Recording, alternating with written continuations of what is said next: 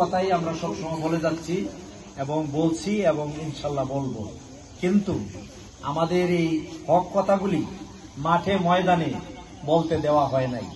বিগত ফেসিবাদী সরকার আমাদের কণ্ঠকে রোধ করে রেখেছিল, আমাদেরকে মাঠে ময়দানে কোরআনের কথা বলতে দেওয়া হয় নাই। এই জন্যই যে জুলুম তারা করেছে, কোরআনের কথা বলার ক্ষেত্রে যে বাধা দিয়েছে, এই বাধা দেওয়ার কারণেই যে অন্যায় তারা করেছে, এই অন্যায়ের কারণেই তাদেরকে দেশ ছাড়া হতে হয়েছে, ঠিক না? আল্লাহ পাক তাদেরকে দেশ ছাড়া করেছেন।